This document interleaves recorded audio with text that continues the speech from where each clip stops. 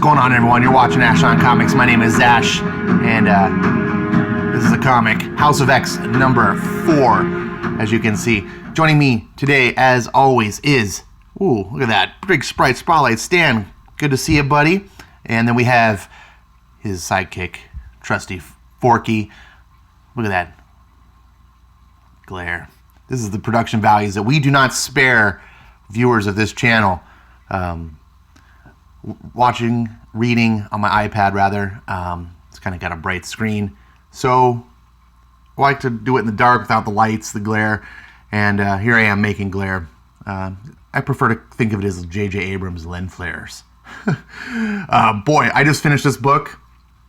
A lot of people have been talking about it, and wow, I got some stuff to talk about. People have been reviewing this book already. I'm kind of behind the curve, and I kind of wanted to address that real quick about why I'm not, getting my video out real quick.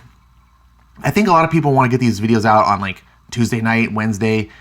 These are popular comics, really helps your channel views and hits, and I get that.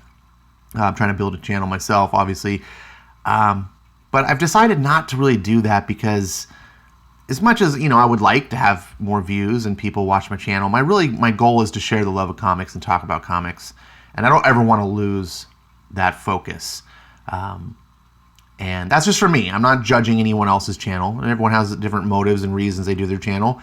And God knows there's literally millions of people that do YouTube channels better than me. But I think when you release your videos like on Tuesday night or Wednesday morning, you're catering to a crowd that's not reading the books. You're catering to those people who want to know what's going on. They want to follow it, but they don't want to buy the books. And I don't think that's conducive to the industry. I think the industry is in peril. I think the industry is dying. I think piracy is rampant. I think a lot of people aren't buying books. The industry, of course, is denying this, and they're lying. But be that as it may, I want the industry to survive. And I can't be an advocate for that if I'm also contributing towards people not buying books and spoiling books. And look, in order to do what I do have to spoil the book. But I feel it's fair to give people a day at least to go to the comic shop, read the book. I get on Wednesday, I get my books, I look for YouTube videos to watch, and I can't watch anything because everything is like, oh, look, the new Absolute Carnage, the new X-Men book, all these books I haven't read. So I can't watch their videos because I don't want to spoil it. And it's kind of a bummer to me. And it's just, anyways, I'm blabbing. That's kind of why. I'm probably going to lose views because of this, but don't miss this book. That's an important thing. Where we last left off, the mutants, the X-Men, were at the Mother Mold space station outside the orbit of the sun near Mercury. Actually, I think it was in a counter orbit to Mercury. Anyways, and the X-Men were trying to stop basically, they're trying to stop Nimrod from coming online. I guess the Mother Mold this is all key to it. The humans on the station figured out what was going on. One of the guys managed to stop the X-Men by sacrificing himself and blowing up part of the station and take their ship with them. And it was a pretty crazy moment. If you haven't read the book, you really should be reading the book. But if you're insistent on not reading the book, you can watch my previous review to catch up. Here we see No More Professor X. And we get the usual 2-page spread of credits, which is really weird since they only do like less than a quarter of the page to the actual credits. But this seems a little narcissistic to me. Then we get this. Look at what they've done. Mutant extinction events. So we can see here that Genosha had 16.5 million dead. That's like Stalin numbers. That's a lot of people dead. Decimation, so 1 million mutants were depowered by Wanda. I missed some of these events in the 20 years that I just didn't buy X-Men and just sort of stayed away from buying comics in general. I know some of these things on a cursory level, but basically if it happened after 2000, I'm not really big in the details of a lot of it. So it talks about the population levels here, pre-Genosha, after the decimation. So we had 17 million previous to Genosha, after Genosha, but before the decimation was almost a million, and then after the decimation, 198 mutants remaining with powers, which makes up that small infinitesimal percentage, which, quite honestly, this is the way I like it. This is the way X-Men started. There was a handful of mutants on the planet. Charles Xavier was finding them. This was stupid dog shit nuts. 17 million mutants. It just became stupid. Mutants were supposed to be something different and special, and they just became, oh, everyone's a mutant. So we're back on Krakoa. We left the other part of the X-Men in space. We come back. Krakoa. Observation. Are we ready? We are, Professor. Trinary is pulling all observable data from human resources. Arecibo, a few retasked SETI radio telescopes, and the Dyson Solar Observatory. While that still leaves us with a good 8 light minute behind, we fortunately have someone on hand who can extrapolate the data into an actionable forecast, says Beast. You've always had a good head on your shoulders, Henry. Thank you, sir. It's easily my third best feature. And you, Storm? Yes, I believe so. I'm still not sure exactly how this is going to work. Communion, my dear. All 8 of us acting as one. Shall we begin? Then he talks about using the cuckoos and blah, blah, blah, and connecting, and then we get this manifestation of the water of Jean Grey as they're having a psychic link, 8 light minutes away in space. I thought that was pretty cool that Jonathan Hickman kind of like remembered that. a lot of modern day writers just don't even think about basic science, but the sun is 8.5 minutes away, approximately, light minutes. So it does take light time to get to the Earth. So even if you're sitting there watching with the telescope or whatever, what you're watching is 8.5 minutes in the past, approximately. I know someone's gonna. I'm just waiting for someone to quote me the exact time. And so back on the ship, it's bad, sir. Archangel and Husk are dead. Nightcrawler has some kind of internal injury, and Logan is not his full self. Oh my God, look at this. Logan's this arm is incinerated down to the bone. We underestimated these people's resolve, and it cost us. Can you complete the mission? I don't know if... Then Scott interjects. Yes, we can finish it. We have to, or this was for nothing. Wolverine's like, he's right. Ugh. I didn't realize Wolverine could heal that fast, but hey, maybe it's all new, all different Wolverine. We finish this, because if we don't, they'll finish us. Don't kid yourself, Red. We're playing for blood here. So we soldier on? Yes. Nightcrawler, can you still get us up there? Don't worry. I'm fine. And so Nightcrawler soldiers on. Awesome, Nightcrawler. I love Nightcrawler. And they decide to teleport in with the 3 of them. Their plan is there's these docking collars. There's 4 docking collars. Or there's 3 remaining. Nightcrawler is going to teleport each of them to one of the collars. Mystique in one, Wolverine in another, and then Colossus at a third. And they're going to break free. Then we cut over to the scientists. And if you remember, this woman just lost her husband. She was the hero that sacrificed himself to fight off the evil mutants. Get up. What? You have to get up. Why? I don't...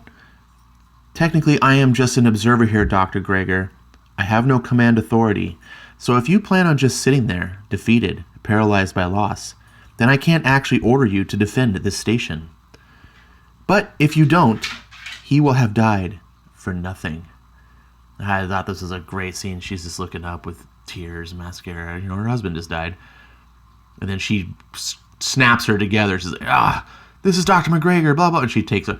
Now, it did take a little bit of a pause here for a second, because I'm like, doctors are notoriously not soldiers. They're notoriously... I don't know. She feels like way too much of a badass, can do everything, ordering soldiers around, fighting herself to be a doctor. But it's comics, so forgive it. And then they're talking about the command deck and how they're going to go now. They've sent some ships to the X-Men, the Blackbird here to see if there's anyone, remaining. And then as they're doing that, we hear this kragung, kragung. Should I have them stand down? No, we're going to need to. What was that? In regards to the sound. That was the sound of failure, Dr. Gregor. The mutants have disengaged 2 of the callers. So, now you can. This is a cool visualization, right? Number 1, it just looks cool. And number 2, it helps you understand what the docking collar. They describe them, but now you get a full, clear. Oh, okay. Boom, boom. Section 4 and Section 2. Just look at this. I love this. Section 4, Wolverine, dead bodies. Section 2, guys tied up, knocked out, Nightcrawler running away. And here we have Jean Grey, still communicating back to the base, essentially, what's going on. And they're being boarded now all of a sudden. They're like, wait, we have to move. We're being boarded. So there's a really cool scene here now where it's like, get in the escape pod. Here, I'll cover your exit. And Jean realizes, you're not coming? They have to find someone here, else they'll immediately start looking for you. And you have to stay in touch with the teams and connected to Krakoa. And Jean replies back, the team's not a problem, but at this distance, without us working in tandem, the other is, well, you need to come with me. And she just looks back. I don't know what to say, Marvel Girl. Try harder. And I was just like, damn! Oh! Like, I don't mean that as like she didn't like give him burn, but it just took me back to the classic days of Byrne X-Men and the Dark Phoenix saga when she was Marvel Girl still, and she had to try harder. She had to give everything, go beyond her limits to save the X-Men.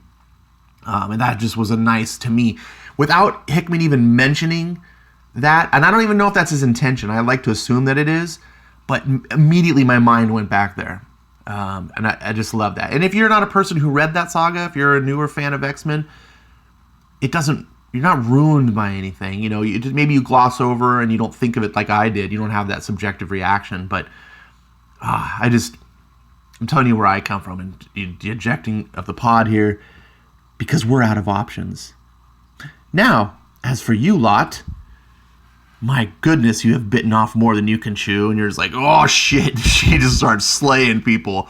So I'm like, all right, cool. And now Cyclops at the forge. I'm at my control collar. Disengaging now. Krugong. So 3 down. All that leaves is you, Mystique. Mystique? Mystique, are you there? Stop screaming in my head, Summers. I hear you. I've got turned around, but I'm here now. Hold on, something's not right. Hey there, got some bad news for you. And you see this hand. And I didn't catch this the first time around. No! And she's running to get the lever. Beep! Boom! Opens the airlock. And she doesn't reach the lever. She's sucked out into space. You're just like, oh shit! And then just cold-hearted. Captain, they've disabled 3 of the support columns of the mother mold. I'm going to leave this one that's still engaged open to space. Hopefully we have hard vacuum to keep them out for long enough for me to bring the mother mold online. Then the captain's responding, blah, blah. And now, I forget her name. It's like Karima, I think? Karima? I'm going to call her Karima. If I'm wrong, tell me in the comments. I think it's Karima. What do you mean bring the mother mold online? I'll give you one guess. Mother mold boot in 30 seconds. 29 seconds. It's too soon. You don't know that it's going to be sane. And if you don't remember, the whole idea of building the artificial intelligence is that they have to sort of like let it hibernate and build its intelligence so that it goes beyond. There's like a scientific term, I guess, where the AI becomes this cold killing machine, Skynet type thing. And they've found like if you let AI evolve past that point, then it won't be. So you can't let AI come online until it's after that point. Otherwise, it just turns into Terminator, right? So that's just the simple layman way of putting it. The book explains it better than I do. But in case you forgot, so now she's like, it's gonna go insane. I think we'll be, and I won't let them stop us, no matter what. I knew I had one here. She's got a point-to-point translocator of AIM design. You mean to take the fight to them? And so she's just got that sinister look in her eye. And again, I'm like, she's a scientist. Okay. Comic scientists that are ass kickers, of course. Mother mold boot in 22 seconds, 21 seconds. Gene, they've powered on the mother mold. Professor, we're almost out of time and we failed to shut down the mother mold. It's coming online. We don't know what to do. Professor responds, do whatever it takes. Did you get that, Scott? She's just trapped in a life pod out in space. Yeah, mother mold boot in 11 seconds, 10 seconds. Beginning startup sequence. And you can see this it's lighting up. And Scott looking out the window. Just, he's like defeated. Scott. And then you see from outside, looking in, you see Kurt and Wolverine. We can get there. Ain't any other way, Slim. And Scott knows. He's just like, damn it. And he clenches his fist. Look at the detail on this. The little subtleties. Go. And I'm going to tell you, man, what comes next is one of the coolest fucking things I've seen in X-Men since going back to the original Days of Future Past, when you saw the Sentinel just put his hand down and blast Wolverine down to his skeleton. It was just one of the you're just like, what? So we got Kurt and Logan. You ready? So I gotta ask, you still think there's something waiting for us on the other side? Kurt just looks back with a little smirk. Worried about your soul, Logan? Just wondering, what would someone like me expect? He's just staring out, just, resigned to his fate. And Kurt puts his hand on his shoulder. When you wake from this earthly slumber, my friend, look for me. I'll be there, waiting for you. Bamf. I love it. Radiant and with arms open. Boom! And you see the BAMF symbol, and there's the face, right by the docking collar. And then this panel is going to go down as one of the most epic panels in comic memory for me. I mean, immediately, because you have to remember, they're not just in space. They're orbiting around the sun in a proximity at about Mercury's orbit. So they are just, the radiation is just, it instantly incinerates Kurt. Look at that. Just whoosh, gone. And Wolverine's burning. But because of his healing factor, it's countering the process. He's still doomed. But, it counters that. And so he's burning, and then he just starts fucking clawing. Rip, shred, claw. Just, and you can just see his skin down, incinerating off. And then the mother mold starts talking. If man made me, then they are God, and you are Titans, their spoiled lineage. But while you war, we children sit in judgment of those above us. We judge and find you both wanting. Oh, no. Sentinels who are against humans and mutants is a big problem. Do you hear us, Olympus? And Wolverine just finishes the job. Boom. We have stolen your fire. And the mold is like breaking away, you can see. But look, Wolverine leaps. It leaps. Look at him. Look at him. Oh, man.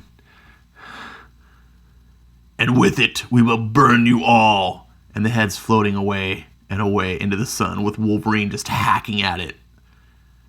Holy shit. And then we cut to the Cyclops. Bravest man I know. Jean, tell the professor. It's done.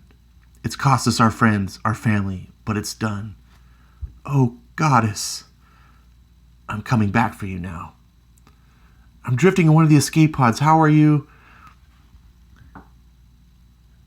There has to be an EVA suit in the hangar. I'll jump to you and then use my powers to push you into an escape vector. You probably have to hold the pod together while I do it, but it should work.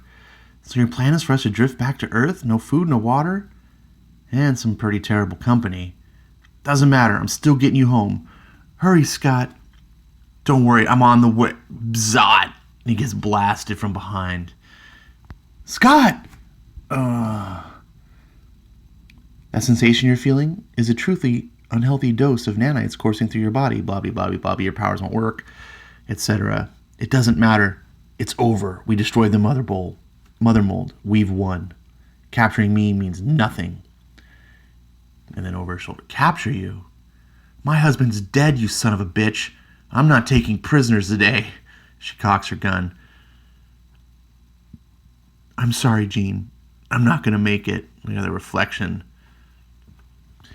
And he's just blasted. No! Gone. They're all gone. Professor, the drones have arrived. And this reminds me out of the Matrix. When the Sentinels, funny, I believe they're even called Sentinels, come and they get to the ship, and Trinity's trying to. Anyways, you remember this Matrix. Look at what they've done, what they always do. Look at how this always ends, with fire and death and the funerals of our children. Every victory, ash. Every triumph, defeat. They've murdered so many of us, the world has grown used to it. This is just how things are for those people, for mutants. No more. No more. No more. Oh boy. No more. This was a fantastic issue. I'm kind of at a loss for words. It's one of those things that you read and you're just like, oh my God, I got so much to say. And I feel like I do, but it's not organized in my head. And you're like, well, you dumbass, and you should sit down and organize it before you make a video and make us watch. I get it. This is a really, really, really good comic. I think I showed you elements of why. There were some epic moments, but it's not a perfect comic. And I think what happens here is I need to trust in the author. I need to trust in what's happening. Because I still have this problem that the X-Men are the villains. This was my problem with the last issue, right? They're going there to essentially murder a bunch of humans that are just trying to protect themselves. And it kind of comes across to me like an allegory of the anti-gun movement, right? Where we got to raid these people who have guns because guns are dangerous and they kill people and all these things. But at the same time, people have the right to defend themselves. And just because somewhere down the road someone's going to go crazy and do horrible things with these doesn't make everyone trying to defend themselves into a villain. And maybe I'm reaching a little bit too much, but I can't help but feel this way. Now, Hickman doesn't write outwardly, SJW propaganda. This book is well written, but I can't help but feel that somewhere in there is this underlying tone of like, you got a bunch of minorities just fighting the oppression of the man. And like humanity kind of represents the patriarchy, if you will, or the white man. And then the mutants now just represent the minorities. And they've been pushed to this point of, well, we've had it. Now we're just going to fight back. It's the Antifa mentality. Like, things are so bad now that we're just going to take to the street and beat people because, we need to fight Nazis. Well, yes, when you justify your actions by demonizing your enemy so much, just like the X-Men here. I mean, the X-Men can justify what they're doing because they've demonized their adversaries, these humans on the space station, so much that it's justifiable. Using lethal violence is justifiable to protect us. And I don't know if I can. Oh, look at that! That was terrible. So I thought I'm gonna put the floppy up. This is why I don't do floppies. So I love floppies, but this is better. I hope you understand what I'm saying. I'm not trying to be, trying to find the bad in everything. And like I said, I'm buying these books still, and I'm promoting these books, and I'm still giving them a good rating because I think Hickman is telling a good story. But I can't help but feel in the back of my mind that the floor is going to be pulled out from under me at some point because I know what modern Marvel is like, right? And Hickman so far hasn't given me enough to say without a doubt that's not what he's doing. These X-Men, I care about some of the moments in this issue, and I think that's what made this issue so good. So I cared Wolverine and Nightcrawler, their moment together, Cyclops and Jean, fantastic. The first time there's real character moments in this book, but they're still somewhat villains. It doesn't matter if you're acting like, it's the whole precog thing, Minority Report. You just because someone in the future is going to become a villain doesn't justify you now, harming them or doing whatever. And so I'm wrestling with this in my mind. Something doesn't feel quite right. Now, as a story, as an action story, as a narrative, as a well put together plot, I cannot help but admire it. It certainly is astounding, and I'm going to be here for the next book, and I'll keep reviewing. But I want to be fair too, and I don't know if any of you are reading this and feeling some of that in the back of your mind as well. I hope Hickman, please, I beg you, prove me wrong. Please let this be a red herring. Please, we come to the end and we find out, oh, this is why you saw that because whatever it is. I pray that happens. No one wants that more than me. I love the X-Men. I want to continue loving them. But that doesn't mean I'm just going to look at it with rose-colored glasses either and be like, oh, this is good, so everything's fine. I refuse to see anything bad. All right. I blabbered on long enough about this. It's an astounding book. You should be reading House and Powers of X. You should be critical of its flaws. One of the big flaws I've said over and over is the publishing of it. 2 different miniseries, $4.99 books that are 20 pages of real content. There's some bullshit going on here. And you should criticize that if you feel the same as me. I'm criticizing it. But that also doesn't mean that you can't give credit where credit's due. And Hickman deserves a lot of credit to this point. So much credit, and I'm putting my faith in him. I hope he delivers. And I can't wait for the next issue. Please talk down in the comments below. Come on to Discord. I invite you. Comics Aficionados will be talking about this book as well as Doomsday Clock this Saturday morning. Please come join us there over on Thinking Critical's channel. And I thank you very much for watching and putting up with my shenanigans and my long-winded bullshit and everything. Thanks so much. I appreciate it. Talk to you later.